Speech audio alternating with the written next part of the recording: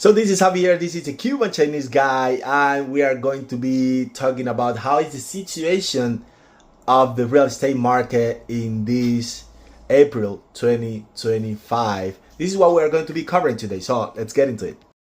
We are going to be covering the inventory, the rising in the amount of inventory in the market.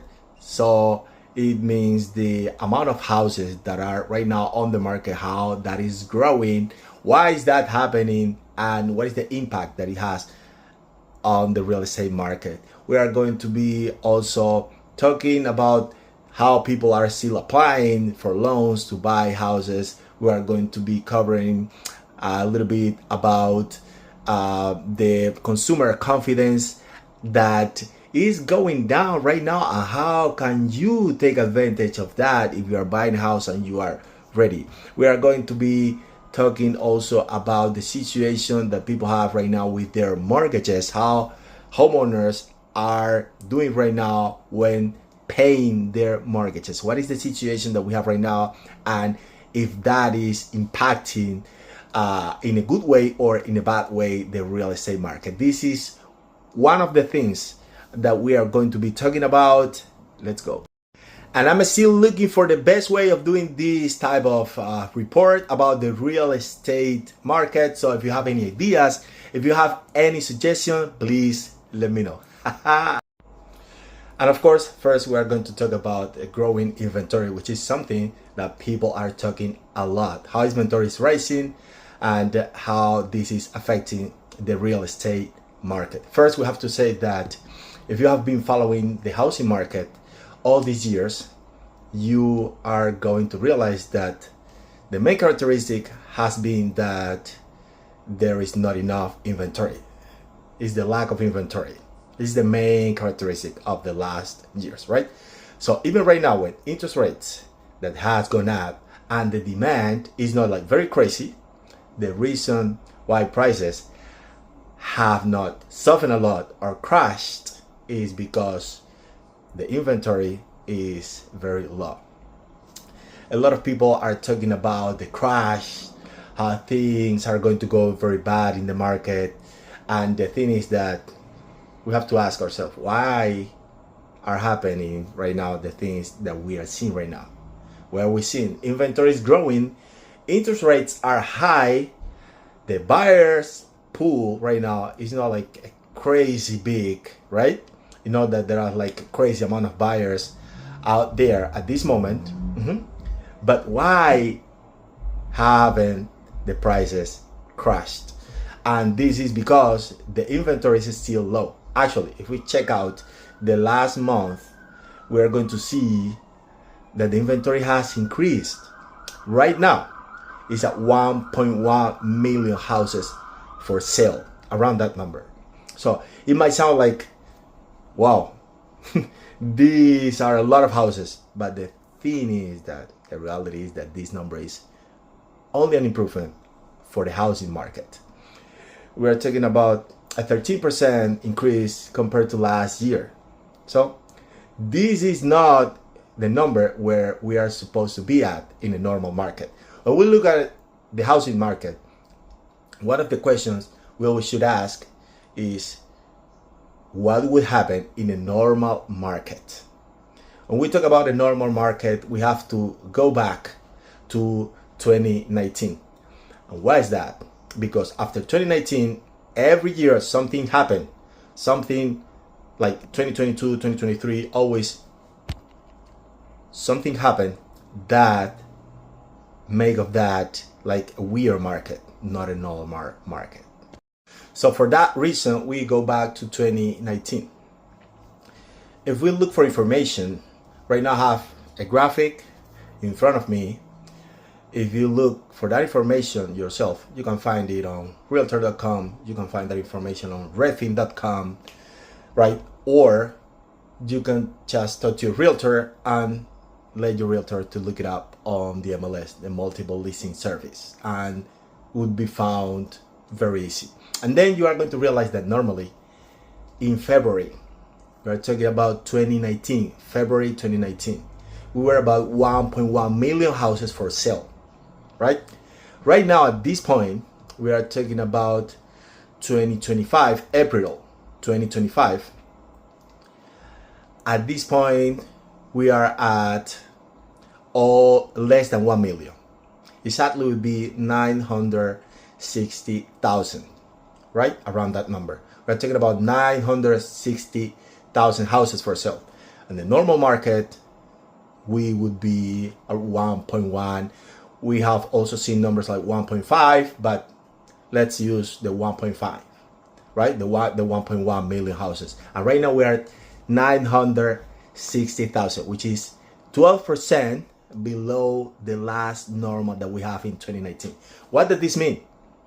To sum it up, it means that right now we have inventory that is growing, we have interest rates that are up, and we have not a crazy amount of buyers out there, and still we are not seeing that prices are crashing because we do not have like a crazy amount of inventory comparing this to 2019 market, right? That is what we call a normal market. This is the situation that we have right now. I'm starting with the inventory for a reason. The thing is that inventory is really important. It's a very good indicator of the housing market because it shows the balance between supply and demand. Yes, between supply and demand. So it shows how many people are buying houses and how many people are selling their houses. So we look at this because it also gives the opportunity to know what type of market we're in. Are we in a seller's market?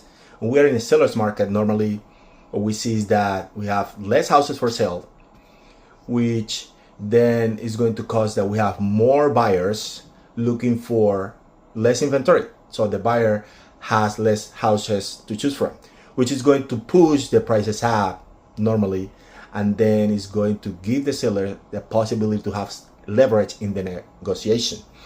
The seller will have to give less concessions, so it's going to be in a better spot when negotiating the selling of his own house. On the other side, we have the buyer's market, which is when you have rising in houses for sale. You have more houses and less buyers. And in that situation, the buyer then has the leverage. And the seller will have to maybe give better terms, negotiate better, maybe have to do some concessions in order to be able to compete for this small amount of buyers that they have in that given time in the market, right? So the thing is that what we're seeing right now with the inventory increasing, we're seeing that we're moving towards a buyer's market. We are not quite there yet, of course. This is going to vary by area. This is very area specific, but in general, we are talking about the entire market situation right now. So we are moving towards a buyer's market, but again, we are not quite there yet. So what we are seeing right now is that looking at the different way, we're looking at the different way of evaluating the market. One way is the first that we just seen right now, that is properties for sale, the amount of properties for sale in the market right now. And the other one that we can use is the days on the market. What is the days on the market? It is the time that the house remains in the market before it gets sold, right? It is the time that a normal transaction takes to finish. How many days is this house on the market before this transaction closes, before it sells, right? Right now, if we take a look at the numbers of days on market, we are going to be that they are similar to pre-pandemic, right? We're talking about the one in 2019. Why 2019? Again, we just explained that that was the last time when we had a normal market. Okay, so what happened? What is happening in our own area? This is going to be something that we have to look at, right? Because this is very area specific. For example, let's talk about Florida. If we talk about Lee County, like Fort Myers, if we take a look at places like Tampa area, right, you are going to realize that days on market are going up, right? And when we see that, then we are going to realize that as a buyer, we are going to have more leverage, right? Another way of knowing if it is a buyer's market, it depends on the amount of houses that are available in a given time in the market, the amount of inventory. Okay, we're talking about how long would it take for all those houses that are in the market right now before we run out of houses, right? Let's say that we have 500 houses. How long is going to take? How many months is going to take? It's going to take 3 months. It's going to take 5 months. It's going to take 7 months to sell, right? This is what we're looking at right now, right? And right now, the inventory, okay, the amount of time that would take to sell the inventory, total inventory, right now we're talking about 2 point something, all around 3 months. So it means that we are still in a seller's market, right? We are not in a buyer's market yet. This is really important to know, right? This is going to vary again depending on your area. Maybe your area is a little bit hot. I'm going to put another example. Maybe if you go to New Jersey right now and you are in an area like Patterson, right? In Patterson, New Jersey, you are going to realize that there are houses in some areas in Patterson where the houses are selling between 22, 27 days. And you are going to see, if you look further, that there are houses there that has been on the market for only 7 days and they are already under contract. You are going to find that there are houses that are only 9, 11 days on the market and they are already under contract. So this is going to be very area specific, right? So that's why you will have to do research on your own market. But in general, in the entire market, right now, we are still in a normal market, right? Going towards a buyer's market, but we are not quite there yet. So where are we right now? We're talking about inventory levels. We are not at pre-pandemic levels. If you look at the numbers, you are going to realize that right now we are higher than 2023 and 2024. For example, in this year, in February, we were at 475,000 houses for sale in inventory, right? So in 2019, in the same time, right, February, we were at 552,000, right? So we are below the numbers of pre-pandemic in a normal market. We are still increasing in inventory, right? But again, we will have to look at the different areas to see the real difference. We have to say that we are at 16% over the normal rate, and year after year we are at 13% in growing, right? Increasing in inventory rising. So yes, we have to say that yes, inventory is rising, but maybe this is part of what we're seeing in the news. We see that everybody's saying, oh my God, people are scared, prices are going to crash, markets are going to suffer. This is something that, again, it could be happening. Inventory is rising, really, mortgages are up, but this is not what the data is showing. The data is not showing that the prices are going to crash, right?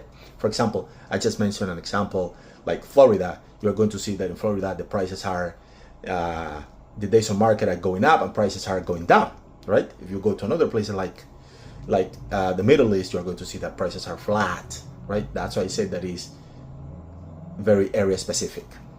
When talking about the demand, another thing that we have to look at is the purchase index.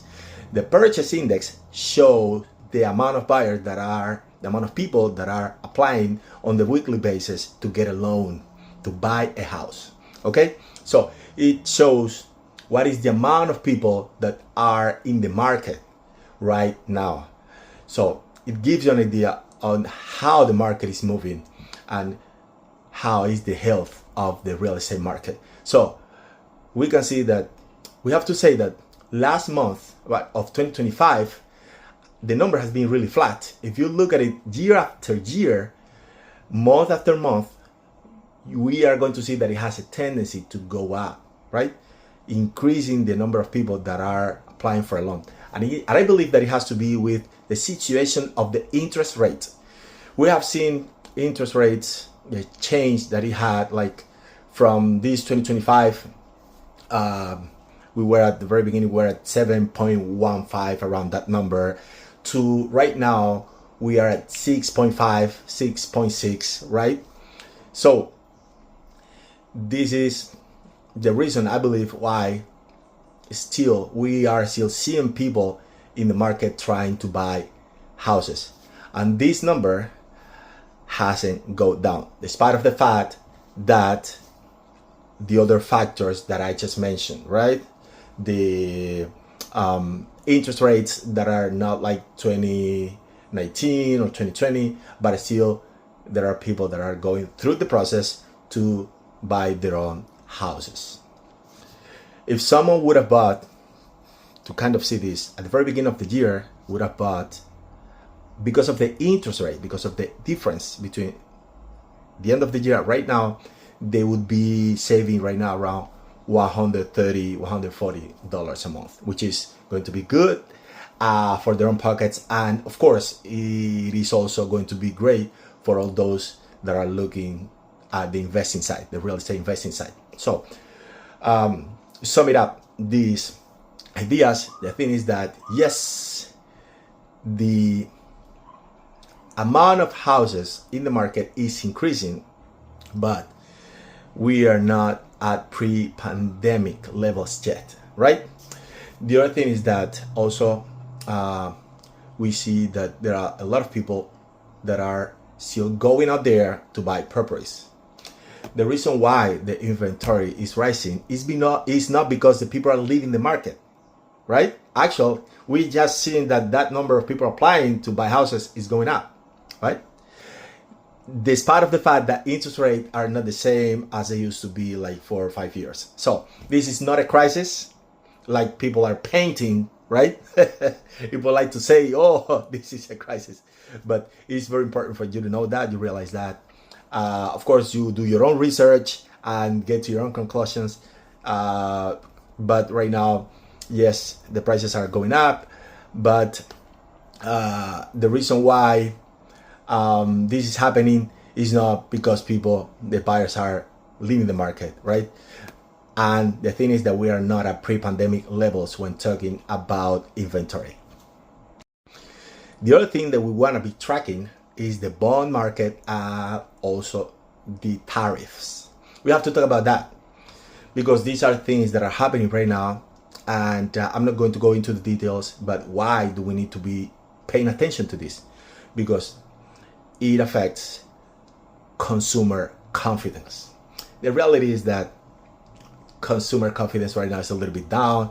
That's why we have seen like people are making different choices. This is when we see the people get, let's say, discouraged for their own businesses, for things they were planning in their lives that they are not going to do right now, right? This is when people start spending less money, right? So this is why some people might say, okay, right now I'm going to not make that purchase that I was going to be. Maybe I'm not going to buy houses right now, right? This is something that has a direct impact in people that are buying as well. So that's why I say that it might be a very good opportunity for all those who are ready to buy a house. Why is that? Because one thing that I always tell every client and every person that I know is that, hey, make sure that you are going to be in a good spot after buying your house. And one of the ways that you can make sure that you are in a good spot after buying the houses, as a buying your house, is to, before buying, to calculate, to keep in mind what is the number that you are comfortable with when talking about the payments that you have to be doing, you have to be making every month. If you are sure that your payment, the payment that you are going to be left with, is going to be good for you, you are going to be comfortable, go for it. That's why I always say, hey, get ready. And once you're ready, then you have the leverage over all those who are just trying to see how this is going to work and they don't have the right idea and they don't have the right guidance as well. But you have the right guidance, so you already know. And if you're ready, this might be a good opportunity for you, because again, people are getting discouraged, and you know that in moments like this, if there are less people, you might have a couple of more opportunities. When talking about media value of the houses, this is another very interesting thing, because this is a thing that almost everybody is paying most attention to. So when talking about that, we can say that the prices has been increasing like 2-3%, not like 5% that we have like 1, 2, 3 years before, right? But still, it's a good thing. This is a very good news, because right now we know that your house is keeping up with inflation, which is always a great thing, right? So you know that inflation is going up and that your house is also going up. So this is good news as well. One more thing to look into when analyzing overall situation in the market is the mortgage delinquency rate. What are we talking about here? We are referring to default in payments, or homeowners that are already in foreclosure, right? It's a situation homeowners could face.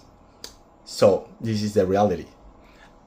At the end of 2024 and at the very beginning of 2025, the mortgage delinquency rate has remained low and steady. This is very important to know. We can say that, broadly speaking, the percentage of mortgage loan that are 30 days or more past due, right, already remain low. It reflects a very healthy economy, a very healthy situation of the market, and the lending standard. It talk about the lending standards, because the lending standards have changed compared to when we had the big crash in 2008, right? We all know that we had that crisis, and one of the things that caused it was that it was very easy to get a loan, right? We're talking about a loan, we are referring to FHA loan, VA loan, prime mortgage, and subprime mortgages as well. All these are included in the specific situation, even though they have their own criteria, but overall are part of the overall situation, right? So mortgage delinquency rate is not an issue right now. That's why I say, people say, oh, there are going to be a lot of foreclosures that are going to flood the market. This is not the case right now. Of course, it depends on also on the asset class as well. For example, we could go ahead and talk about the condos situation, the situation with the condo, where you could find that HOA's fees are increasing like every year in some places, right? You could also find that there are people having issues with higher insurance, right? These are facts. These things are happening. And again, could be people that because of this could be defaulting and going to foreclosure as a result of this situation. But this is not a big issue at this moment at a national level. So the last thing that we're going to cover is how can you take advantage of this entire situation right now. If you are selling your house and you are paying attention and you are in a market where you see that there are not a lot of inventory, days on market are not increasing a lot, then you might have an opportunity to really sell your houses for a very good price. We could say that you have more leverage when you are going to go to the negotiation, and then you are going to probably have more buyers that you can choose from. Of course, this is going to come with the proper price. I'm not telling anybody to give away their houses, but we have to come with the proper price, because the proper price is going to help you to have more people coming to you. And if you are in this market with more people coming to you, you are going to have an advantage when selling your house. And if we are buying, let's say that you are buying a house and then you also taking a look at your own market. If you're in a market where days on market are increasing, the inventory is increasing, and now you might be in a better position to buy your house. If you are not in that market, the thing that you have to do is like adjust your strategy. And I see you might have an opportunity. If you don't know how to adjust your strategy, just talk to your real estate agent, right? That's what we're here for. Or then you can talk to me, ask me, and maybe I could advise a couple of things. So this is everything for today. See you next time. This is Javier, the son of Tomasita. This is the most important information of the entire video. I'm the son of Tomasita. So, as Chinese people say, 下次再会. See you next time.